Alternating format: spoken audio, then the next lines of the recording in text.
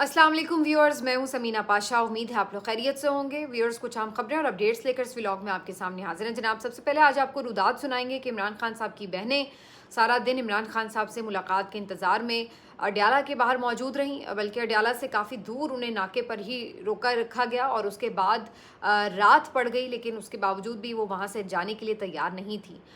किस तरह सारा दिन वो बेचारी ख़वातीन ख्वार होकर वापस लौटी, नाकाम और नामुराद, इसके ऊपर बात करेंगे। और उसके बाद फिर आपको बताएंगे कि जो 9 मई के कल फैसले आए थे, उनके जो ऑर्डर्स तफसीली जारी हुए हैं तहरीरी, वो कितने फ़नी हैं और क्या मज़हक़ा ख़ेज़ बातें हैं उसमें। आज ये भी आपको बताएंगे कि एक अच्छी खबर भी है पीटीआई के लिए, और साथ ही साथ जो ऑपरेशन स्टार्ट हुआ है बाजौड़ में, उसके हवाले से अहम तफसीलात हैं। फिर जो गवर्नर सिंध हैं, उनकी तरफ से जो हर्जा सराई की गई है, जो कि इज़्ज़त अफजाई की गई है वोटर्स की और वोट की, उसके ऊपर भी बात होगी। आपसे रिक्वेस्ट है कि चैनल को सब्सक्राइब कर लें अगर अभी तक सब्सक्राइब नहीं किया। तो जनाब, सबसे पहले बात हो जाए कि क्या गुजरी इमरान खान साहब की बहनों के ऊपर। तो जैसा कि आपको मालूम है कि मंगल का दिन मुलाकात का दिन हुआ करता है, तो बहनें भी आती हैं और साथ में वकला रहनुमा भी आते हैं। आज के दिन भी इसी तरह से था। इमरान खान साहब की दो बहनें आज इमरान खान साहब से मुलाकात के लिए पहुंच रही अडयाला, और इसी तरह वकील रहनुमाओं में जिनके नाम मौजूद होते हैं, ये लोग भी पहुंचे। लेकिन पता सबको ही था कि आज मुलाकात का इम्कान तकरीबन ना होने के बराबर है। बहरहाल फिर भी वो आते तो हैं, और फिर कई कारकुन भी उनके साथ हम नवा बन जाते हैं। बहुत से कुछ ना कुछ MNAs या MPs भी कोई जुड़ जाते हैं साथ, तो इस तरह से एक बन जाता है काफिला सा। तो जनाब, आज भी ये लोग पहुंचे और दूर ही नाके पर इन्हें रोक लिया गया और इनकी गाड़ी को आगे नहीं जाने दिया जा रहा था।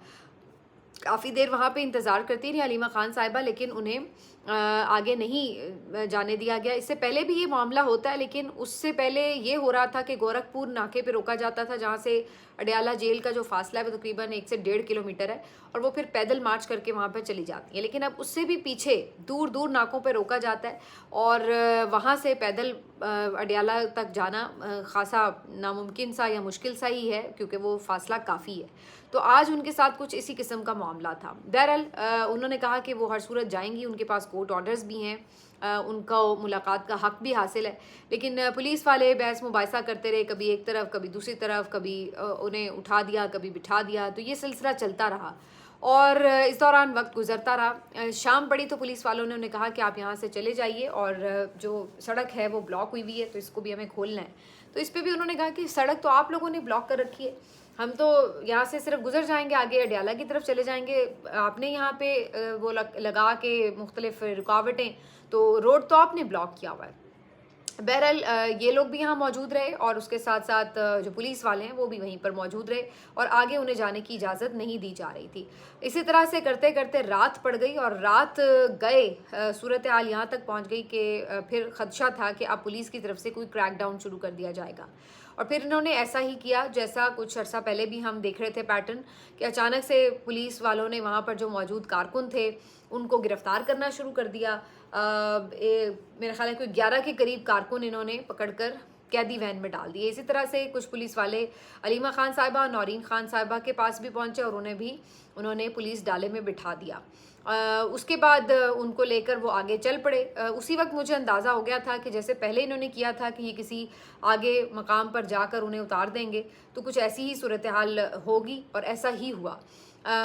आगे थोड़ा सा गए हैं तो जो कारकुनों वाली वैन थी, पुलिस वैन, वो रोकी गई, और वहाँ पे नईम हैदर पंजोता साहब भी चूँकि साथ साथ ही थे इस सारे मरहले में, तो उन्होंने भी कुछ उनसे इंटरवीन करके पुलिस वालों से वो जो कारकुन थे उनको रिहा करवाया। अब ये जो इसमें बड़े अफसोस की एक बात है वो ये कि जो कारकुन थे ये बेचारे इसमें बड़े नौ उम्र से लड़के भी थे, और मतलब बिल्कुल वो कोई ऐसी इश्ताल अंगेज़ी नहीं कर रहे थे, चुप करके आराम से खड़े हुए थे।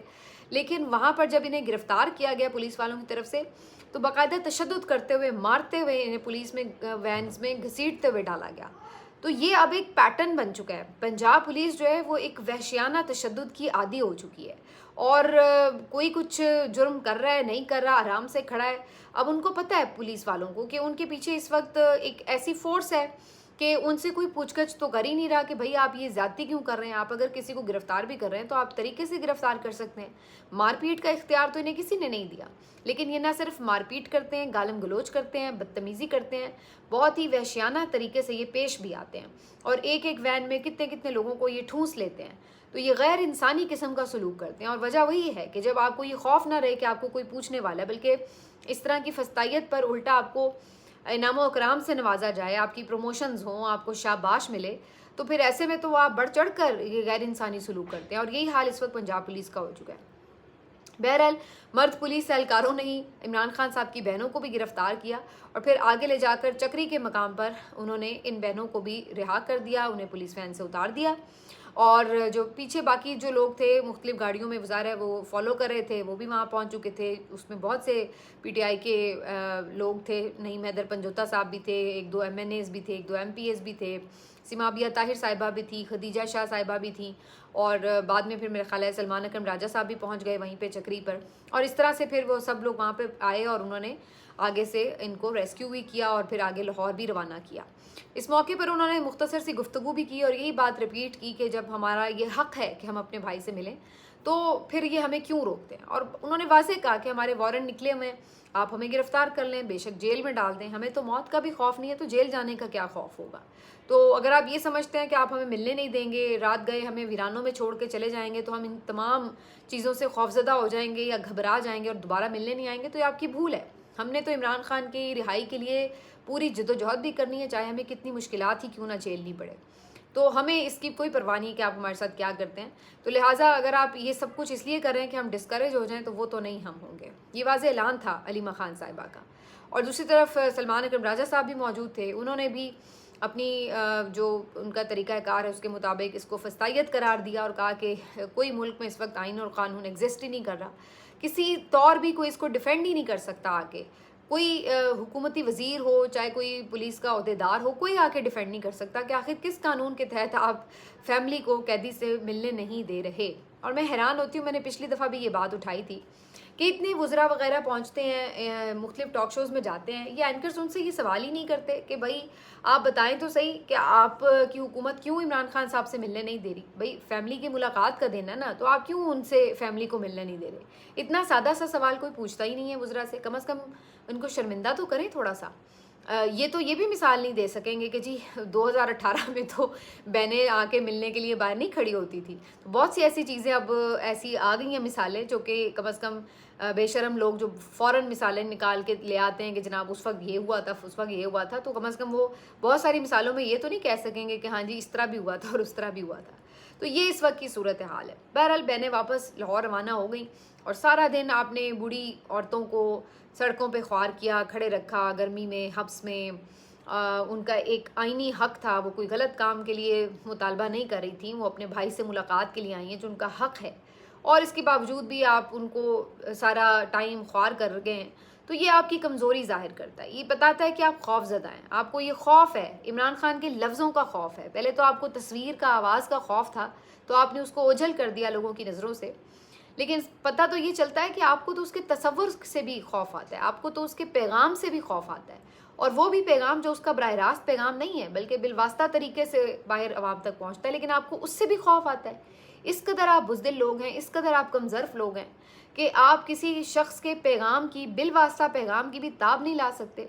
उसके तसव्वुर से भी आपकी रूह कांप जाती है कि आप किसी को उसके पास भेजते नहीं है कि कहीं वो अपना मैसेज दे के ना भेज दे। तमाम तर ताकतों के बावजूद आप इतने अपने आप को कमज़ोर समझते हैं कि आपके बयानिए जो हैं वो लोगों ने मिट्टी में मिला दिए हैं, और उसका बिलवास्ता पैगाम भी जो 2 साल से ओझल बैठा है वो भी लोगों के दिलों में घर कर जाता है। तो यही आपकी शिकस्त है। आप जितने मर्जी मसल्स दिखाते फिरें, जितने मर्जी शादियाने बजाते फिरें फ़तह के, लेकिन हकीकत यही है कि यही आपकी शिकस्त है। ये आपका खौफ आपकी शिकस्त का एतराफ़ है, ये आपका खौफ आपकी बुज़दिली का एतराफ़ है, ये आपका खौफ आपकी कमज़र्फ़ी का एतराफ़ है। और ये चीज़ें कभी भी लॉन्ग लास्टिंग एग्जिस्ट नहीं कर सकती, ये तो बात हतमी है, ये कानून फ़ितरत के ख़िलाफ़ है। तो खौफज़दा शख्स खौफज़दा होता है तो वो जुल्म करता है। ये जुल्म इस बात की अलामत है कि आप खौफज़दा हैं, इसीलिए आप जुल्म करते हैं, वरना अगर आप खौफज़दा ना हो तो फिर आपको जुल्म करने की नौबत ही नहीं आती। तो बहरहाल ये इमरान खान साहब की बहनों की रुदाद। अब 9 मई के फ़ैसलों को आप देख लीजिए, आइन और कानून को कैसे रौंदा जाता है, ये इसकी एक और बेहतरीन मिसाल है। कल जो फ़ैसले आए हैं उसकी तफसीलात जो आज जारी की गई हैं, हंसी आती है। मतलब मेरा ख्याल है लताइफ़ की एक बुक बनाई जा सकती है इन फ़ैसलों के अंदर जो तौजीहात जज साहब ने दी हैं। और आप मेरा ख्याल है कि कानून के किसी तालिब इल्म को पढ़ाएं अगर, तो उसकी शायद हंसी ना रुके कि जो बातें जज साहब लिख रहे हैं। मिसाल के तौर पर जज साहब बताते हैं कि जी सनम जावेद साहिबा को सज़ा क्यों हुई है 5 साल की, इसलिए नहीं कि वो वहाँ पर मौजूद थी या उन्होंने कुछ जलाओ घिराव किया। जज साहब फरमाते हैं कि जनाब वो वहाँ पे मौजूद तो नहीं थी, ये बात दुरुस्त है, लेकिन वो चूँकि सोशल मीडिया पे बड़ी एक्टिव हैं और वो बड़ा असर रखती हैं सोशल मीडिया का, तो इस वजह से उनके कहने के ऊपर जो है वो लोगों ने आके इश्तालंगेज़ी भी की, इसलिए हमने उनको भी 5 साल कैद की सज़ा सुना दी। मतलब ये अब आपने कैसे तय कर लिया कि सोशल मीडिया पर कौन सी उनकी पोस्ट की वजह से लोग ने असर भी लिया और उन्होंने आके कहा कि हाँ भाई हमने चूँकि सनम जावेद की वो फलां वाली पोस्ट देखी तो हमें बड़ा इश्ताल आया और हमने आके ये गाड़ी जला दी। तो फिर आप कहने का मकसद ये है कि किस तरह ये साबित हुई बात कि आपने उसके ऊपर एक खातून को 5 साल की सज़ा सुना दी। मतलब क्या सोशल मीडिया पर अकाउंट रखना ये भी आपके नज़दीक काबिल सज़ा जुर्म हो चुका है, या किसी का बाअसर होना कि लोग उसको ज़्यादा अगर सोशल मीडिया पर फॉलो करते हैं, अप्रिशिएट करते हैं, तो उसका मतलब है वो भी उसके लिए एक जुर्म बन सकता है किसी ज़माने में चल के। इस तरह के मज़ाक़ा ख़ेज़ इल्ज़ामात हैं। फिर इस तरह की बातें की हुई हैं कि जनाब जो और कुछ मुल्ज़िमान के हवाले से वो तो आपने सुनी है कि जी जिन्होंने साजिशें की जी वो टेबल के नीचे गवाह छुपा हुआ है, वो जी गवाह पर्दे के पीछे छुपा हुआ है, इस तरह की चीज़ों के ऊपर मान कर आपने दी हुई हैं। कहीं जनाब इन्होंने वो गूगल से तर्जुमे ट्रांसलेट करके उसका हवाले दिए हुए हैं कि जी इंस्टिगेट करना या लोगों को इश्ताल दिलाना उसका मतलब क्या है, गूगल के मुताबिक क्या है, ये वाली बातें भी लिखी हुई हैं। मैं कहती हूँ मतलब आप पढ़ें तो आप हैरान ही हो जाते हैं, सर पीट लेते हैं कि किस तरह की चीज़ों के ऊपर आपने इतनी इतनी लंबी और बड़ी सज़ाएं लोगों को ऐसे दे डाली हैं कि जहाँ पे कहीं कहीं आपके पास वैलिड सबूत ही नहीं है कि ये जुर्म हुआ है और कैसे हुआ है, और जिस लोगों को आपने सज़ा सुनाई है वो उसके अंदर वाकई इसमें मुलविस हैं। तो ये वाली जो है वो सूरत हाल आपको नज़र आती है। बहरहाल इसके ऊपर अब क्या मज़ीद वक्त ज़ाया करें, सबको ही पता है कि जिस तरह से ये फैसले आ रहे हैं। हैदर मजीद जो कि पीटीआई के एक अहदेदार थे और इनको भी 9 मई के मुकदमात में गिरफ्तार किया गया था और ये मिलिट्री ट्रायल्स का सामना करने वालों में शामिल थे। इनको भी जो सज़ा सुनाई गई थी वो 2 साल की थी और इनकी ये जो सज़ा है वो आज मुकम्मल हो गई है 13 अगस्त को, तो आज के दिन इनकी रिहाई हो जाएगी। तो इस बात को लेकर के काफ़ी पीटीआई के लोग पुरजोश हैं कि एक और इबाद फारूक के अलावा ये भी बड़े एक्टिव थे हैदर मजीद, तो ये भी अब जो है वो रिहा होकर बाहर आ जाएंगे। तो इन्होंने भी मिलिट्री ट्रायल भुगता, सज़ा भी पूरी हो गई, लेकिन अभी तक देखिए कि इन लोगों के लिए अपील्स करने के लिए कि जो सज़ा का स्टिग्मा है वो अपने ऊपर से हटा सकें, उसके लिए कोई कानून साजी नहीं हुई, कहीं ये लोग अपील नहीं कर सकते। और इसी तरह मिलिट्री ट्रायल्स से जिनको 10-10 साल की सज़ाएं हुई हैं उनके लिए भी अभी तक कोई कानून नहीं बनाया गया कि वो उन सज़ाओं के ख़िलाफ़ हाई कोर्ट्स में अपील्स कर सकें। तो ये वाली सूरत हाल अपनी जगह जो है वो मौजूद है। अब आ जाते हैं इस बात के ऊपर कि जो बाजौड़ की सूरत हाल है। तो बाजौड़ में जी ऑपरेशन जारी और सारी है और इस सिलसिले में आज अहम ख़बर आई है कि एक ऑपरेशन के नतीजे में बहुत ज़्यादा शदीद नुकसान भी हुआ है, एक बच्चा शहीद हुआ है और उसकी तस्वीर जो है वो बहुत दिलखराश भी है, जो कि शेयर भी नहीं की जा सकती। इस कदर उसका बच्चे का बुरा हाल हुआ है, यकीन नहीं आ रहा था कि ये कोई गज़ा में कार्रवाई हुई है या पाकिस्तान में हुई है। और इसके अलावा सिर्फ वो बच्चा ही नहीं, कुछ और लोग भी ज़ख्मी हुए हैं और इसके साथ साथ बहुत से लोग जो हैं वो नकल मकानी भी आज कर गए हैं। तो इस सारी सूरत हाल के बाद जो सूबाई हुकूमत है उसकी तरफ से आज अनाउंसमेंट ये की गई है कि इस ऑपरेशन के नतीजे में जो लोग नकल मकानी करके घर छोड़ के जा रहे हैं उनको 50,000 रुपये इमदाद दी जाएगी और इसी तरह जब वो वापस अपने घरों को आएंगे तो उन्हें 25,000 रुपये उस वक्त भी दिए जाएंगे।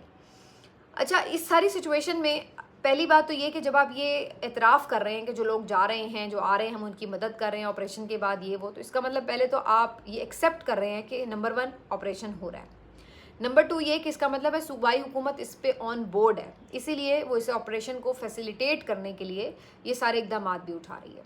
तो दूसरी तो इसमें आपने ये इतराफ़ कर लिया कि पीटीआई की गवर्नमेंट जो इस वक्त अली अमीन गंडापुर साहब की सरबराही में मौजूद है वो इस ऑपरेशन को सपोर्ट कर रही है, जो कि इमरान खान साहब की हिदायत के बिल्कुल बरखिलाफ़ है। इमरान खान साहब ने वाज़ेह तौर पर कहा था कि कोई ऑपरेशन नहीं होना चाहिए और ऑपरेशन को बंद किया जाए और हुकूमत इसके ऊपर पूरे इकदाम करे, ऑपरेशन को बंद करवाए। लेकिन दूसरी तरफ हुकूमत क्या कर रही है, हुकूमत पूरा फैसिलिटेट कर रही है। इसी वजह से जो लोग घरों से बेघर हो रहे हैं उनको जनाब इमदाद शिमदाद दे रही है और इसका मतलब ये है कि वो तो ये तो नहीं मुतालबा कर रही कि जो ऑपरेशन नहीं करना, बल्कि वो तो ये कह रही है कि जी ठीक है आप करें, हम आपको फैसिलिटेट करते हैं।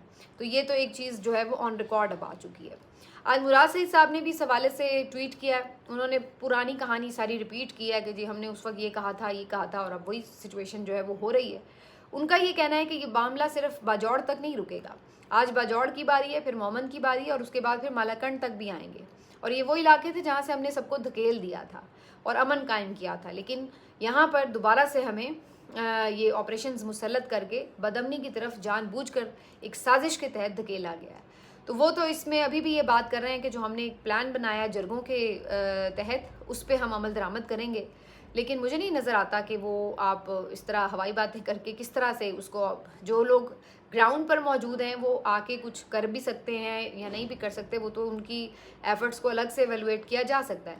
लेकिन जहाँ पर आप ग्राउंड पर भी मौजूद नहीं है तो आप क्या रुकावट बन सकते हैं? जब आपकी हुकूमत ही रुकावट नहीं बन रही तो आप एज़ पार्टी या एज़ कारकुन क्या रुकावट बन सकते हैं? तो मुझे तो इस बात की समझ नहीं आई, लेकिन बहरहाल उन्होंने एक जज्बाती सा ट्वीट ज़रूर डाल दिया है। इसके साथ साथ अब ये मामला जो है मज़ीद गंभीर इसलिए हो रहा है कि जब ये लाशें उठी हैं, बच्चे ज़ख्मी हुए हैं, तो उसके बाद ये कहा जा रहा है कि वहाँ के लोगों ने भी इसके ऊपर काफ़ी आवाज़ उठाई है और उन्होंने ये तक कहा है कि कल हम बाज़ार वगैरह भी ओपन रखेंगे और हम कोई जो है वो कर्फ्यू को फॉलो नहीं करेंगे। आज जुनैद अकबर साहब जो हैं वो बलोच ख़वातीन जो वहाँ पहुँची हुई हैं, इस्लामाबाद में धरना दिए बैठी हैं, उनके पास गए, उनसे उन्होंने इज़हार यकजहती भी किया और माजरत भी की। उन्होंने इस बात को रिकग्नाइज़ किया कि उनकी दौर में उस तरह से बलोच ख़वातीन और मिसिंग पर्सनस के हवाले से काम नहीं हो सका जो उन्हें करना चाहिए था, और उन्होंने इस बात का यकीन दिलाया कि आइंदा कभी मौका मिला तो ज़रूर हुकूमत इस सिलसिले में उनका साथ देगी। और उन्होंने इस मौके पे जो बलोच ख़वातीन हैं उनको एड्रेस भी किया और उनकी हिम्मत भी बंधाई। श्री मज़ारी साहिबा भी यहाँ पर आज वैसे देखी गई। तो अब ये बात तो है कि जो पीटीआई कम अज़ कम जनरल बाजवा की एक्सटेंशन की बात हो, बलूचिस्तान के इशूज़ की बात हो, इसके ऊपर कम अज़ कम माजरत ख़ास ज़रूर है कि जो गलतियाँ इन्होंने माजी में की हैं उसको वो दोबारा रिपीट नहीं करना चाहते, या कम अज़ कम उसको रिकग्नाइज़ करके माजरत ज़रूर कर रहे हैं।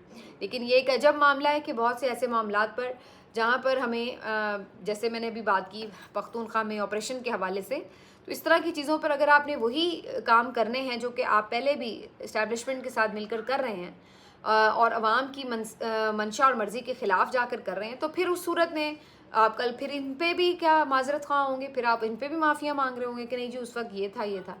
सच बताऊँ तो मुझे ये महसूस होता है कि अली अमीन गंडापुर साहब की जो हुकूमत है वो बिल्कुल उसी तरह से इस पूरे ऑपरेशन को एक फेस सेविंग दे रही है जैसे बहुत से दीगर कामों के लिए इस्टेब्लिशमेंट ने वफाकी हुकूमत को रखा हुआ है कि काम वो खुद अपनी मर्ज़ी से करते हैं, फ़ैसले भी करते हैं और सब चीज़ों का इख्तियार भी है उनके पास।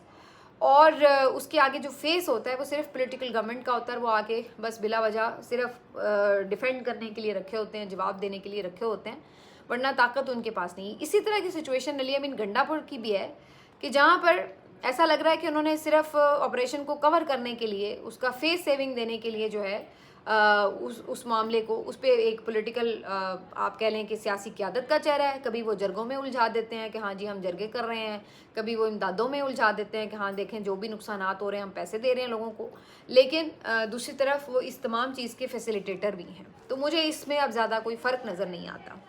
लास्टली जी बात करेंगे कामरान टिसोरी साहब की। ये ख़ुद अपने आप में एक मज़हका खेज़ किरदार हैं इस रजीम का, और ये भी आज़ाद ग्रुप के ही समझे जाते हैं, इस्टेब्लिशमेंट का ही एक मोहरा, एक चेहरा समझे जाते हैं। कामरान टिसोरी साहब आज किसी तकरीब में थे और हर रोज़ ये भी वैसे कुछ ना गुलशर्रे छोड़ रहे होते हैं, शगुफ़े छोड़ रहे होते हैं, नॉन सीरियस सा कैरेक्टर हैं। तो आज इन्होंने एक मौके पे बात करते हुए कहा कि आइंदा जो वोट है वो सोच समझ कर दें। वैसे भी आपने जहाँ पे वोट दिया वहाँ निकला तो है नहीं। और उसके बाद फिर बड़ा मजाक उड़ाते हुए, हंसते हुए इस बात को इंजॉय कर रहे थे कि आप लोगों की तज़हीक कर रहे थे कि जनाब देख लो फिर जहाँ आपने वोट दिया वहाँ कौन सा निकल आया। वोट तो फिर जहाँ पे उन्होंने हुकूमत बनानी थी उन्होंने वहीं पे बना दी, जहाँ पे आपने वोट दिया वहाँ निकला तो नहीं। यानी अपने मुंह से एतराफ़ कर रहे हैं कि जनाब आपका मैंडेट चोरी हुआ है।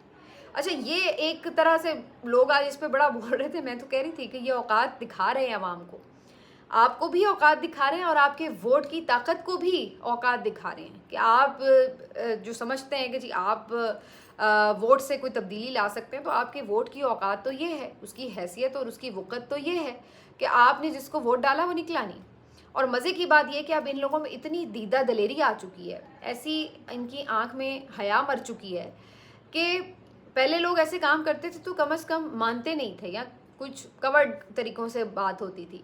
अब वो ये चोरी भी करते हैं और फिर सीना ज़ोरी भी करते हैं, लोगों का मजाक भी उड़ाते हैं कि देखो हमने वोट चोरी भी किया, कर लो फिर जो करना है, और हम आइंदा भी यही करेंगे। तो अब तो वहाँ पर लेवल आ चुका है खुद एतमादी का, ओवर कॉन्फिडेंस का, कि जहाँ पर आप लूटमार भी करते हैं और उसके बाद फिर आप उसके ऊपर फ़ख्र भी करते हैं कि देखा हमने कैसी लूटमार की, और जिससे लूटमार की होती है आप उसको ये तंज करके उसका मजाक भी उड़ाते हैं कि हाँ आया मज़ा, आइंदा भी हम करेंगे। तो अब ये आपकी रियासती फस्तायत का लेवल जो है वो यहाँ तक आ चुका है। मिलते हैं आपसे अगले वीडियो में, अपना ख्याल रखिए, अल्लाह हाफ़िज़।